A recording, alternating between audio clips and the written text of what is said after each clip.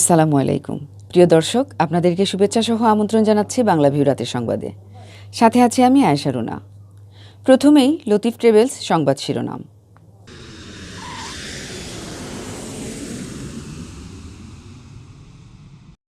হাসপাতালের সিসিইউতে চিকিৎসাধীন BNP chairperson Khaleda জিয়ার শারীরিক অবস্থা স্থিতিশীল, সবার কাছে দোয়া চাইলেন মির্জা ফখরুল। সিলেটে জমতে শুরু করেছে ঈদবাজার, উপেক্ষিত স্বাস্থ্যবিধি, ফের শপিং মল বন্ধ নিয়ে শঙ্কিত ব্যবসায়ীরা। সারা দেশে করোনায় আরও 61 জনের মৃত্যু, নতুন আক্রান্ত শনাক্ত প্রায় 2000।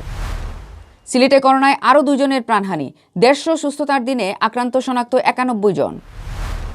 অসহায় দারিদ্রের 2 টাকায় ইফতার খাওয়ালো হেল্পিং উইং সামাজিক সংগঠন। দীর্ঘ 27 বছরের দাম্পত্য জীবনের ইতি টানার ঘোষণা দিলেন মাইক্রোসফটের প্রতিষ্ঠাতা বিল গেটস ও মেলিন্ডা। করোনা সংক্রমণ বৃদ্ধিতে অবশেষে বন্ধ ঘোষণা আইপিএল। এতক্ষণ শুনছিলেন শিরোনাম, এবার বিস্তারিত। হাসপাতালের করোনারি কেয়ার ইউনিট সিসিইউতে চিকিৎসাধীন করোনা আক্রান্ত বিএনপি চেয়ারপারসন বেগম খালেদা জিয়ার শারীরিক অবস্থা স্থিতিশীল রয়েছে বলে জানিয়েছেন দলটির মহাসচিব মির্জা ফখরুল ইসলাম আলমগীর। মঙ্গলবার জাতীয়তাবাদী শ্রমিক দলের 42তম প্রতিষ্ঠাবার্ষিকী ও মহান মে দিবস উপলক্ষে এক ভার্চুয়াল আলোচনায় সভায় তিনি এ তথ্য জানান। দলীয় প্রধানের অসুস্থতায় নেতাকর্মীদের উদ্বেগের খবর জানিয়ে মির্জা ফখরুল ইসলাম আলমগীর বলেন, খালেদা জিয়ার অসুস্থতার খবরে আমরা সবাই নিশ্চয়ই উদ্বিগ্ন। আপনারা সবাই শুনেছেন যে গতকাল তার একটু শ্বাসকষ্ট হওয়ায় সিসিইউতে নেওয়া হয়েছে। এখনও তিনি সিসিইউতে আছেন, অক্সিজেন দেয়া হচ্ছে, এখন তিনি স্থিতিশীল আছেন। তিনি বলেন, আমরা আল্লাহর কাছে তার জন্য দোয়া চাইছি। সমস্ত দল নয়, সমগ্র জাতি আজকে প্রার্থনা করছেন, দোয়া করছেন এই দেশের স্বাধীনতার সার্বভৌমত্বের শেষ আশ্রয়স্থল, যাকে গণতন্ত্রের একমাত্র প্রহরী বলা যায়, তিনি যেন অতি দ্রুত সুস্থতা লাভ করেন। করোনা ভাইরাসের প্রাদুর্ভাবে প্রায় 3 সপ্তাহ বন্ধ থাকার পর সিলেট সহ সারা দেশে শপিং মল ও দোকানপাট খোলার নির্দেশনা দিয়েছে সরকার। এক্ষেত্রে স্বাস্থ্যবিধি কঠোরভাবে মেনে চলার শর্ত দেয়া হলেও তোয়াক্কা করছেন না ক্রেতা বিক্রেতারা। ঈদের কেনাকাটার জন্য সিলেট নগরীর প্রতিটি শপিং মল ও দোকানপাটে মানুষের প্রচণ্ড ভিড়। এতে লঙ্ঘিত হচ্ছে সামাজিক দূরত্ব ও স্বাস্থ্যবিধি, ফলে করোনার সংক্রমণ বৃদ্ধির ঝুঁকি আরও বেড়েছে। সিলেট নগরীতে সকাল 10টা থেকে গভীর রাত পর্যন্ত চলছে ঈদের কেনাকাটা। শপিং মল ও দোকানপাটে ভিড় করছেন ক্রেতারা। এক শপিং মল থেকে অন্য শপিং মলে ঘুরে সাধ্যের মধ্যে সেরা ঈদের পোশাক কেনার চেষ্টা করছেন তারা।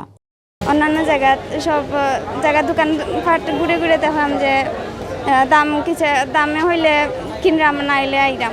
তবে করোনা সংক্রমণ ও লকডাউনের কারণে গণপরিবহন বন্ধ থাকায় এবার ঈদ বাজার জমে ওঠেনি। অনেকে মার্কেটে ঘোরাঘুরি করলেও কাপড় চোপড় দেখে ফিরে যাচ্ছেন, তাই কাঙ্ক্ষিত ব্যবসায় হচ্ছে না এবার ঈদে, জানালেন ব্যবসায়ীরা। না, ব্যবসা তেমন তো না, আপনার মানুষের হাত টাকা পয়সা নাই। এর মাঝে লকডাউন দিছ, লকডাউনের লাগি বাইরে মানুষ আইতে পারেন না, গাড়ি ঘোড়া চলে কম, এর লাগেও মানে ব্যবসা গত বছরের অর্ধেক আইছে। গত বছর তো হয়েছিল না, এর আগের বছর অর্ধেক ব্যবসা আইছে। ঈদের কেনাকাটা করার জন্য শপিং মলে ভিড় করলেও অনেকেই মানছেন না স্বাস্থ্যবিধি। ক্রেতা বিক্রেতা অনেকেরই মুখে নেই মাস্ক, কেউ কেউ মাস্ক ঝুলিয়ে রাখছেন থুতনিতে। সাংবাদিকদের উপস্থিতি টের পেলেই অনেকে মুখে টেনে নিচ্ছেন মাস্ক। গরমের কারণে দীর্ঘ সময় মুখে মাস্ক রাখা কষ্টসাধ্য, এমন অজুহাতও দেখাচ্ছেন অনেক ক্রেতারা। স্বাস্থ্যবিধি নিশ্চিত করা না গেলে আবারও দোকানপাট ও শপিং মল বন্ধ করা হবে, এমন ঘোষণা দিয়ে রেখেছেন সরকার। এ নিয়ে দুশ্চিন্তায় আছেন ব্যবসায়ীরা। স্বাস্থ্যবিধি অবশ্যই মানা দরকার, কারণ যেহেতু করোনা দিন দিন বাড়তেছে, আমরা না মানলে তো আমাদেরই ক্ষতি। কিন্তু এটা তো সবাই বুঝতেছে না, যে আমরাই যে বুঝবো তাও তো না। তাছাড়া এত গরমের মাঝে এই যে যানজট হচ্ছে, এই যে মানুষের সাথে ঘেঁষাঘেঁষি, এগুলো হচ্ছে অনেক বিপজ্জনক। এখন তো যার যার মতেই যার যার চলে, এখানে তো আর কিছু করারও নাই, বলাও যায় না। তবে হ্যাঁ, এটাই বলা যায় যে সবাই যদি স্বাস্থ্যবিধি মেনে চলে তাইলে অবশ্যই আমরা করোনা থেকে বাঁচতে পারবো আর কি। ঈদের কেনাকাটা করতে আসা ক্রেতারা যথাযথভাবে মানবেন স্বাস্থ্যবিধি, বিক্রেতারাও অনুসরণ করবেন স্বাস্থ্য অধিদপ্তরের গাইডলাইন, এমন প্রত্যাশা সচেতন মহলের। আমরা বেশিরভাগ ভিড় না জমায়ে আমরা চেষ্টা করছি যেন এভাবে আরও স্বাস্থ্যবিধি মেনে চলতে পারি। এবং যদি সরকার হঠাৎ আমাদেরকে দোকান বন্ধ করে দেন, যদি আমরা শুনতেছি আবার যে বন্ধ করার চেষ্টা চলতেছে, তাহলে আমরা ব্যবসায়ীর একদম পিছনে পড়ে যাব। করোনা ভাইরাসে আক্রান্ত হয়ে গেলে 24 ঘন্টায় সারা দেশে আরও 61 জনের মৃত্যু হয়েছে। তাদের মধ্যে পুরুষ 36 জন ও নারী 25 জন। এর মধ্যে সরকারি হাসপাতালে 43 জন, বেসরকারি হাসপাতালে 16 জন ও 2 জন বাসায় মারা যান। আর এ নিয়ে এখন পর্যন্ত দেশে মৃতের সংখ্যা বেড়ে দাঁড়ালো 11,705 জনে। মঙ্গলবার স্বাস্থ্য অধিদপ্তরের অতিরিক্ত মহাপরিচালক অধ্যাপক ডাক্তার নাসিমা সুলতানা স্বাক্ষরিত এক সংবাদ বিজ্ঞপ্তিতে এ তথ্য জানানো হয়েছে। বিজ্ঞপ্তিতে বলা হয়, গেল 24 ঘন্টায় সারা দেশে সরকারি ও বেসরকারি 420টি ল্যাবে 21,984 জনের নমুনা পরীক্ষা করা হয়। এর মধ্যে করোনা আক্রান্ত শনাক্ত হন 1,914 জন। আর এ নিয়ে দেশে করোনা আক্রান্তের সংখ্যা দাঁড়ালো 7,65,596 জনে। গেল 24 ঘন্টায় নমুনা পরীক্ষায় শনাক্তের হার 8.71%। আর গত বছরের 8 মার্চ প্রথম রোগী শনাক্ত হওয়ার পর থেকে এ পর্যন্ত শনাক্তের মোট হার 13.82%। গেল 24 ঘন্টায় দেশে করোনা থেকে সুস্থ হয়ে উঠেছেন 3,870 জন। এ নিয়ে দেশে করোনা ভাইরাসে আক্রান্ত হওয়ার পর চিকিৎসা শেষে সুস্থ হয়ে উঠে রোগীর সংখ্যা দাঁড়ালো 6,95,032 জন। গেল 24 ঘন্টায় সুস্থতার হার 90.78%। গত বছরের 8 মার্চ দেশে প্রথম 3 জনের দেহে করোনা ভাইরাস শনাক্ত হয়। এর 10 দিন পর 18 মার্চ দেশে এ ভাইরাসে আক্রান্ত প্রথম একজনের মৃত্যু হয়।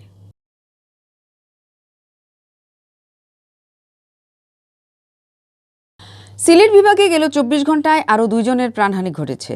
একই সময়ে নমুনা পরীক্ষায় করোনা আক্রান্ত হিসেবে শনাক্ত হয়েছেন 91 জন আর সুস্থ হয়েছেন 150 জন।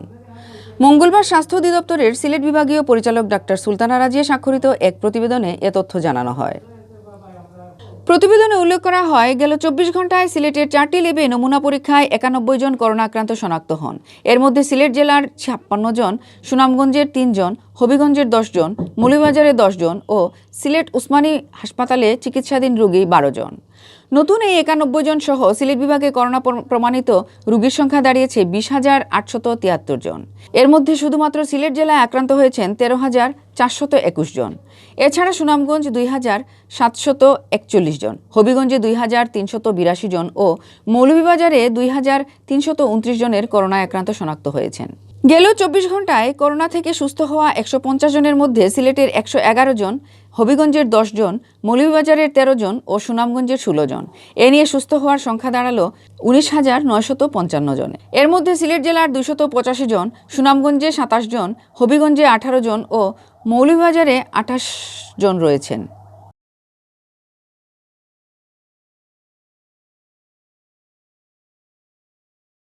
প্রতিষ্ঠা লগ্ন থেকে অসহায় মানুষের জন্য কাজ করে যাচ্ছে হেল্পিং উইং সামাজিক সংগঠন।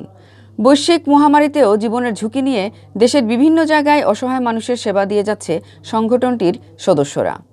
এরই ধারাবাহিকতায় রমজানের শুরু থেকে তারা দেশের বিভিন্ন স্থানে অসহায় মানুষের জন্য 2 টাকা মূল্যে ইফতার বিতরণ করছে। সমাজের অসহায় মানুষ সারাদিন রোজা রেখে ইফতারের সময় টাকার অভাবে ভালো মানের ইফতার ক্রয় করতে পারে না। তাই এসব সুবিধাবঞ্চিতদের জন্য 2 টাকার বিনিময়ে উন্নত মানের ইফতার সামগ্রী বিতরণ করছে। সোমবার বিকেলে নয়া সড়ক পয়েন্টে সুবিধাবঞ্চিত মানুষের জন্য হেল্পিং উইং এর উদ্যোগে 2 টাকার ইফতার বিতরণ করা হয়। এ সময় অতিথি হিসেবে উপস্থিত ছিলেন মহানগর আওয়ামী লীগের সভাপতি বীর মুক্তিযোদ্ধা মাসুকুদ্দিন আহমেদ, সহসভাপতি ও সিলেট চেম্বার অব কমার্সের সাবেক প্রশাসক আসাদুদ্দিন আহমেদ, সিলেট জেলা প্রেস ক্লাবের সাবেক সাধারণ সম্পাদক শাহ দিদার আলম নোবেল ও এটিএন বাংলার ব্যুরো প্রধান শাহ মুজিবুর রহমান জনক। সংগঠনের সিনিয়র কার্যনির্বাহী সদস্য নাফিস শামস তিয়াসের সঞ্চালনায় ইফতার বিতরণ অনুষ্ঠানে উপস্থিত ছিলেন সংগঠনের প্রতিষ্ঠা চেয়ারম্যান রবিউল আহসান চৌধুরী, সাধারণ সম্পাদক নাদের চৌধুরী, কার্যনির্বাহী সদস্য সামি চৌধুরী, সিলেট কমিটির কোঅর্ডিনেটর তারেকুল ইসলাম তারেক সহ সংগঠনের সদস্যরা। দীর্ঘ 27 বছরের দাম্পত্য জীবনের ইতি টানার ঘোষণা দিলেন যুক্তরাষ্ট্রের ধনকুবের মাইক্রোসফটের প্রতিষ্ঠাতা বিল গেটস ও মেলিন্ডা। সোমবার রাতে এক যৌথ টুইটার বার্তায় তারা এ বিচ্ছেদের ঘোষণা দেন। আন্তর্জাতিক সংবাদ মাধ্যম এ খবর দিয়েছে। ওই বার্তায় বিল মেলিন্ডা বলেন, আমরা যুগল হিসেবে আর পথ চলতে পারবো বলে আমাদের মনে হয় না। নিজেদের সম্পর্কের ওপর অনেক নিরীক্ষা ও চিন্তাভাবনার পর আমরা আমাদের সংসারের ইতি টানার সিদ্ধান্ত নিয়েছি। 1980-এর দশকের শেষ দিকে মেলিন্ডা বিল গেটসের মাইক্রোসফট কোম্পানিতে যোগ দিলে দুজনের পরিচয় হয়। পরে তারা প্রণয়ে জড়ান। সেই প্রণয় 1994 সালে গড়ায় পরিণয়ে। তাদের 27 বছরের দীর্ঘ সংসারে ঘর আলো করে আসে 3 সন্তান। এই যুগল দাতব্য সংস্থা Bill and Melinda Gates foundation এর যৌথ পরিচালক। সংস্থাটি বিশ্বজুড়ে সংক্রামক রোগের বিরুদ্ধে লড়াই এবং শিশুদের টিকার আওতায় আনতে শত শত কোটি ডলার ব্যয় করে আসছে। শেষ করব আইপিএল এর খবর দিয়ে।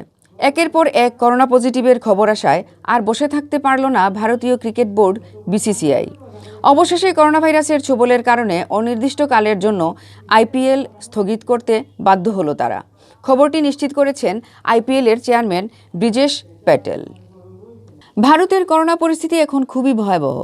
করোনা ভাইরাসের সংক্রমণ আর মৃত্যুর হার দিন দিন রেকর্ড ভেঙে চলেছে। গোটা দেশ যেন মৃত্যুপরীতে পরিণত হয়েছে। দেশের এমন করুণ পরিস্থিতিতে আইপিএল চালিয়ে যাওয়াটা অনেকেরই ভালো চোখে দেখছিলেন না। তাই গণমাধ্যম ও সামাজিক যোগাযোগ মাধ্যমে অনেকেই আইপিএলের বিরুদ্ধে মতামত দিয়েছেন। কিন্তু শেষমেশ উপায়ন্ত না দেখে আইপিএল বন্ধের জন্য হাইকোর্টের দ্বারস্থ হয়েছিলেন আইনজীবী করণ এস ঠকরাল ও ইন্দোর মোহর সিং। তাদের পিটিশনের শুনানি ছিল বুধবার, কিন্তু তার আগেই বন্ধ হয়ে গেল আইপিএল। এর আগে খবর আসে করোনা ভাইরাস ছোবল মেরেছে আইপিএলের ফ্রাঞ্চাইজি চেন্নাই সুপার কিংসে। পজিটিভ রিপোর্ট আসে ফ্রাঞ্চাইজির প্রধান নির্বাহী Kashi Viswanath, bowling coach Lakshmipathy L Balaji ও একবাস ক্লিনারের। খবর শুনেই চেন্নাই সুপার কিংস অনুশীলন বন্ধ করে দেয় দলটি। তার আগে সাকিব আল হাসানের কলকাতা নাইট রাইডার্সের ক্যাম্পেও হানা দেয় করোনা ভাইরাস। কোভিড-19-এ পজিটিভ হয়েছেন বিস্ময়কর স্পিনার বরুণ চক্রবর্তী ও ফাস্ট বোলার সন্দীপ ওয়ারিয়ার। ফলে স্থগিত হয়ে যায় রয়্যাল চ্যালেঞ্জার্স বেঙ্গালোর বিপক্ষে কলকাতার ম্যাচটি। পরে স্থগিত হয়ে যায় রাজস্থান রয়্যালস চেন্নাই সুপার কিংসের ম্যাচ। করোনা পজিটিভের খবর আসার পর মুম্বাই ইন্ডিয়ান্স ও সানরাইজার্স হায়দ্রাবাদ অনুশীলন স্থগিত করে। শেষে খবর আসে সানরাইজার্স হায়দ্রাবাদের ঋদ্ধিমান সাহাও করোনায় আক্রান্ত হয়েছেন।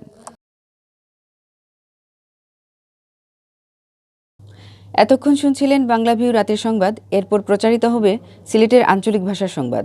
দেখার আমন্ত্রণ রইল। সাথে থাকার জন্য ধন্যবাদ।